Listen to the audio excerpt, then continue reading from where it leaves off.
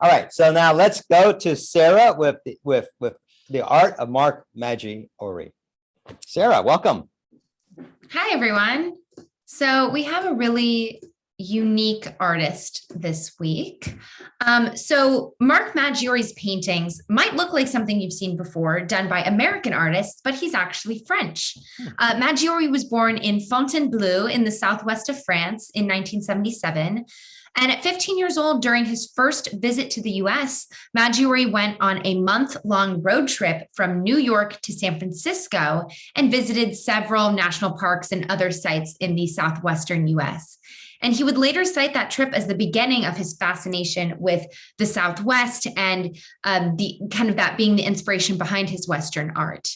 Maggiori went on to attend the Académie Julian in Paris, where he was formally trained in academic drawing, but he didn't pursue a career in fine art right after graduating.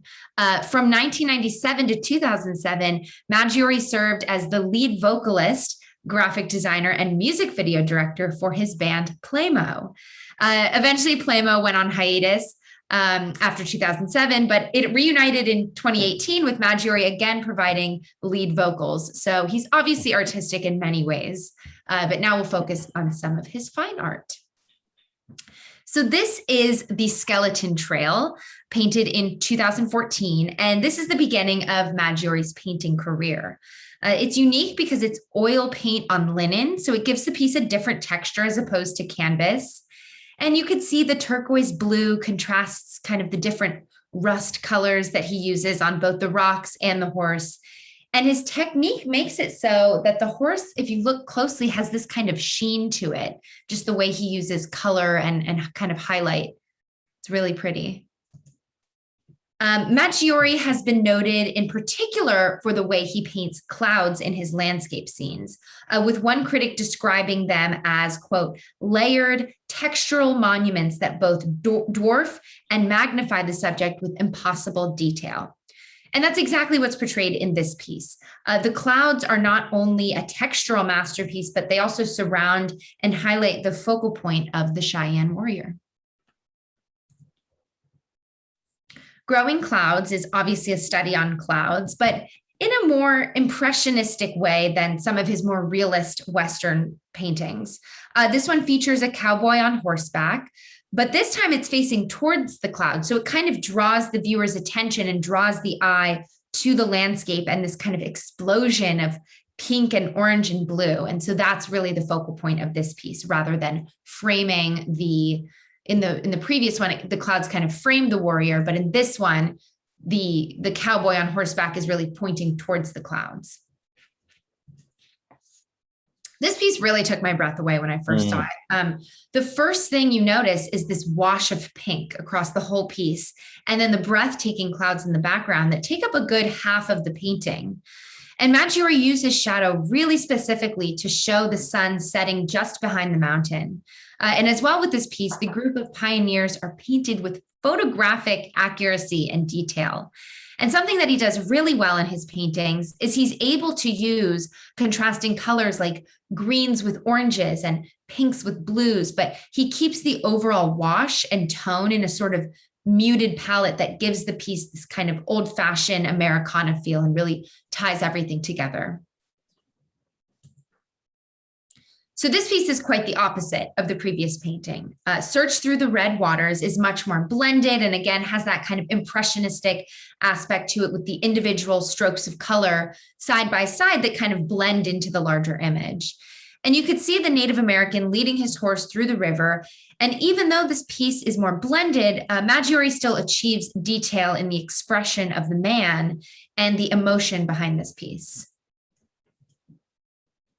So here's another very photographic painting that again highlights Maggiori's talent with painting clouds. This piece is washed in a bluish green, bright moonlight that shines over the herd of cattle. And there's a sense of movement to this piece. I mean, it's safe to assume that the herd of cattle is moving down the road and kicking up dirt that kind of swirls into the clouds behind them. So beginning in 2017, Maggiori began to work en plein air, so outside in nature where he's actually painting in New Mexico, Arizona, and Wyoming. And Maggiori's style and technique has drawn comparisons to classic Western artists like Frederick Remington and Charles Russell, who we've talked about before, and I'll go into a little more detail later. But again, we have the clouds framing the focal point of this image. And what I really like about this piece is that the clouds are white and the horse is white, but they're very different in color. They're very different in white, and they don't blend together. You know, the horse doesn't get lost in the clouds. And so he's able to use different shades and tones to keep them distinct. And you can even see he uses greens in the shaded part of the horse's body to create this depth. So this piece was done this year, and in my opinion, it might be a peak of Maggiori's cloud work. It seems like each year he perfects it even more, to the point where I've never even seen clouds this fluffy in real life. I mean, they really look like mashed potatoes or something. This painting is actually really large. It's 50 by 50. And that just accentuates the awe-inspiring aspect to it and the regalness of the Native American on the horse. So here are some of Maggiori's drawings and sketches that have been on display. They're obviously less detailed than some of his paintings, but they give insight into his process as an artist. And his works have been seen in Forbes and other publications and exhibited in the Briscoe Western Art Museum and the Autry Museum of the American West, to name a few. So even though he's French, he goes to great lengths to depict cowboys and Native Americans with great detail and make his dramatic paintings as accurate as possible to really honor the American West.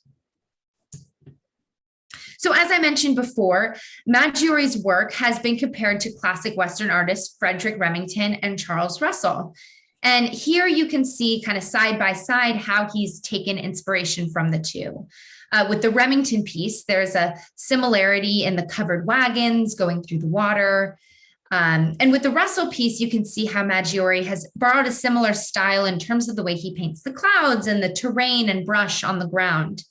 But what's apparent, especially with the crossing, with Maggiori's piece at the bottom, is that he's taken inspiration and technique from Remington and Russell and has really refined his paintings to be super detailed and photographic. So I hope you got a new insight into Western art from a French perspective.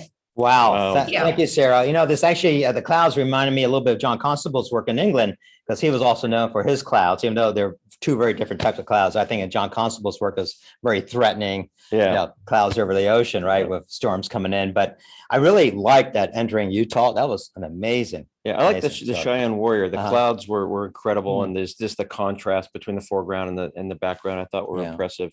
You know, one thing I wanted to mention. So we were at APMP week before last, I think.